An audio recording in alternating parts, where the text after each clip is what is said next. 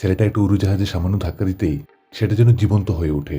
সামনে রাখা একটা বালতিতে ধাক্কা দিয়ে এগিয়ে যায়। ছেলেটা অবাক হয়ে গেল। সে বুঝে গেল এটা কোনো সাধারণ খেলনা নয়। সুযোগ বুঝে সে একটা সিঁড়ি নিয়ে আসে। সেই উড়োজাহাজটাকে পিঠের সঙ্গে বেঁধে ছাদের উপরে উঠে গেল। তার বিশ্বাস ছিল যে এই উড়োজাহাজটা তাকে আকাশে উড়াতে পারবে। সে ঝাঁপ দেওয়ার জন্য তৈরি। অমনি তার মা তাকে ধরে ফেলে। উড়োজাহাজটা নিচে পড়ে গেল। তার মা তাকে বকাঝকা করার পর উড়োজাহাজটাকে একটা স্টোর রুমে আটকে রাখে। ছেলেটা মাকে বোঝানোর চেষ্টা করে, কিন্তু তার মা কিছুতেই মানতে রাজি নয়। হঠাৎ ওই উড়োজাহাজটা জানলা ভেঙে রুমের ভেতরে ঢুকে পড়ে। তার মা একটা লাঠি দিয়ে সেটাকে আঘাত করার চেষ্টা করে, কিন্তু তার থেকে একটা লাল আলো বেরোয়। তার মা ভয় পেয়ে যায়। উনি বাধ্য হয়ে ছেলের সঙ্গে উড়োজাহাজটাকে থাকতে দেয়। উনি তার বন্ধু মাইককে বাড়িতে ডাকেন। ছেলেটা ঘুমিয়ে যাওয়ার পর সেই উড়োজাহাজটাকে ল্যাবে নিয়ে যাওয়া হয়। বাইরে দিয়ে উড়োজাহাজে কোনো সুইচ ছিল না।